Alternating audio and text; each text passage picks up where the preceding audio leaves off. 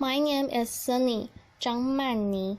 Student number is S0541040. Level is freshman. Speech title: Bill Gates. Teachers need real feedback. Everyone needs a coach. It doesn't matter whether you're a basketball player, a tennis player, a gymnast, or a bridge player. Laughter. My bridge coach, Sharon Osberg, says there are more pictures of the back of her head than anyone else in the world. Laughter. Sorry, Sharon, here you go. We all need people who will give us feedback. That's how we improve. Unfortunately, there's one group of people who get almost no systematic feedback to help them do their jobs better. And these people have one of the most important jobs in the world. I'm talking about teachers. When Melinda and I learned how little useful feedback most teachers get, we were blown away. Until recently, over 98% of teachers just got one word of feedback: satisfactory. If all my bridge coach ever told me was that I was satisfactory, I would have no hope of ever getting better. How would I know who was the best? How would I know what I was doing differently? Today, districts are revamping the way they evaluate teachers, but we still give them almost no feedback that actually helps them improve their practice. Our teachers deserve better. The system we have today is not fair to them. It's not fair to students, and it's putting Americans' global leadership at risk. So today, I want to talk about how we can help our teachers get the tools for improvement they want and deserve. Let's start by asking who's doing well. Well, unfortunately, there's no international ranking tables for a teacher's feedback system. So I looked at the countries whose students perform well academically. I looked at what they're doing to help their teachers improve. Consider a ranking for reading proficiency. The US is number 1. We are not even in the top 10. We are tied for 15th with Iceland and Poland. Now, out of all the places then doing better than US in reading, how many of them have a formal system for helping teachers improve? 11 out of 14. The US is tied for 15th in reading, but we're 23rd in science and 31st in math. So there's really only one area where we're near the top, and that's in failing to give our teachers the help they need to develop their skills. Let's look at the best academic performer, the province of Shanghai, China. Now, they rank number 1 across the board in reading, math, and science, and one of the keys to Shanghai's invariable success is the way they help teachers keep improving. They make sure that younger sisters get a chance to watch master teachers at work. They have weekly study groups where teachers get together and talk about what's working. They even require each teacher to observe and give feedback to their colleagues. You might ask, why is a system like this so important? It's because there's so much variation in the teaching profession. Some teachers are far more effective than others. In fact, there are teachers throughout the country who are helping their students make extraordinary gains. If today's average teacher could become as good as those teachers, our students would be blowing away the rest of the world. So we need a system that helps all our teachers be as good as the best. What would that system look like? Well, to find out, our foundation has been working with 3,000 teachers in districts across the country on a project called Measures of Effective Teaching. We had observers which watched videos of teachers in the classroom and read how they did on a range of practice. For example, did they ask their students challenging questions? Did they find multiple ways to explain an idea?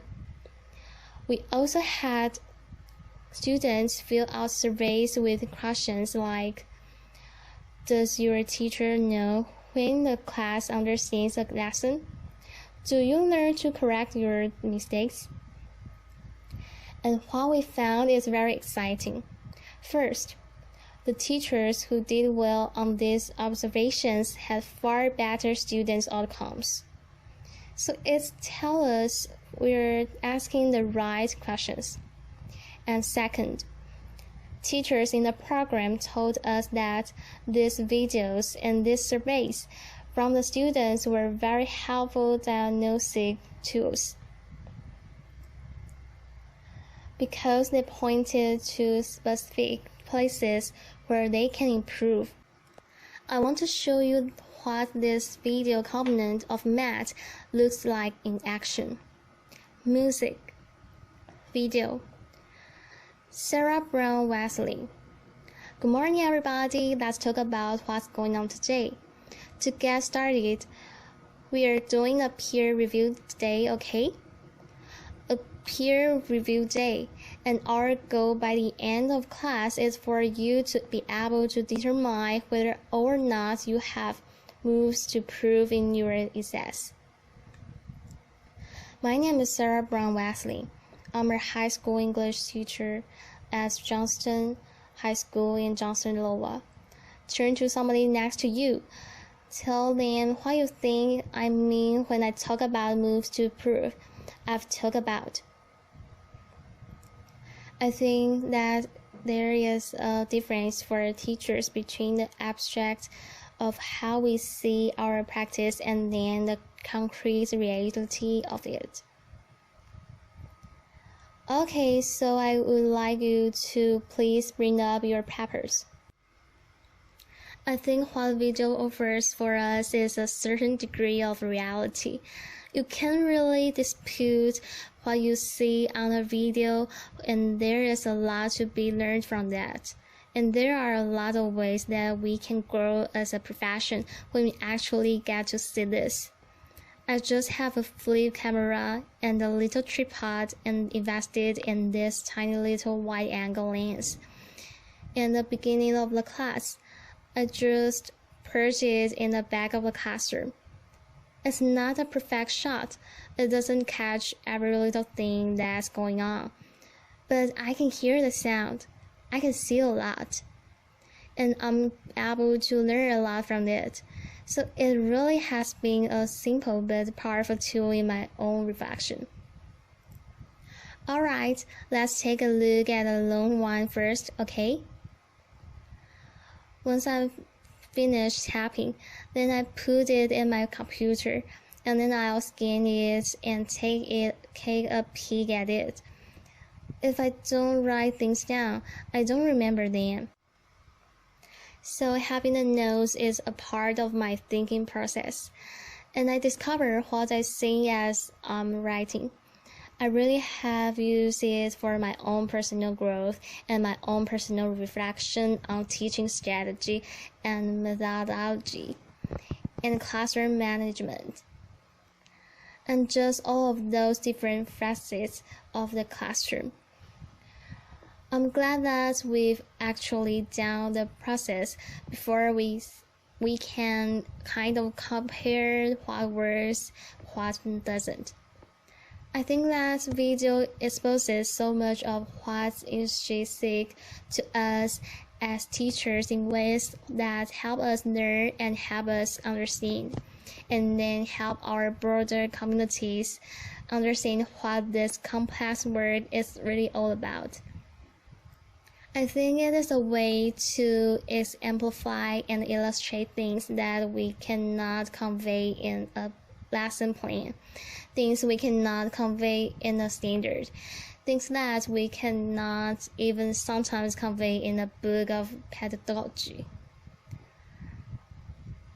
Alrighty, everybody, have a great weekend. I'll see you later. Every classroom could look like that. Applause. Bill Gates.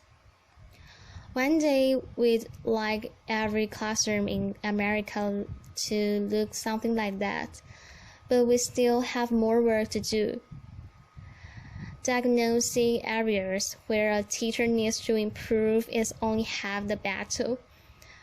We also have to give them the tools they need to act on the diagnosis.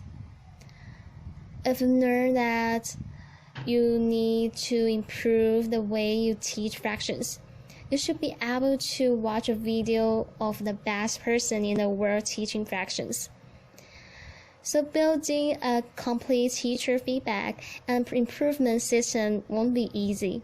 For example, I know some teachers aren't immediately comfortable with the idea of a camera in the classroom. That's understandable, but our experience with math suggests that if teachers manage the process, if they collect video in their own classrooms, and they pick the lessons they want to submit, a lot of them will be eager to participate. Building the system will also require a considerable investment. Our foundation estimates that it could cost up to $5 billion. Now, that's a big number, but to put it in perspective, it's less than 2% of what we spend every year on teacher salaries. The impact for teachers would be phenomenal. We would finally have a way to give them feedback, as well as the means to act on it. But the system would have an even more important benefit for our country. It would put us on a path to making sure all our students getting a great education, find a career that's fulfilling and rewarding, and have a chance to live out their dreams. This wouldn't just make us a more successful country. It would also make us a more fair and just one too. I'm excited about the opportunity to give all our teachers the support they want and deserve. I hope you are too. Thank you. Applause.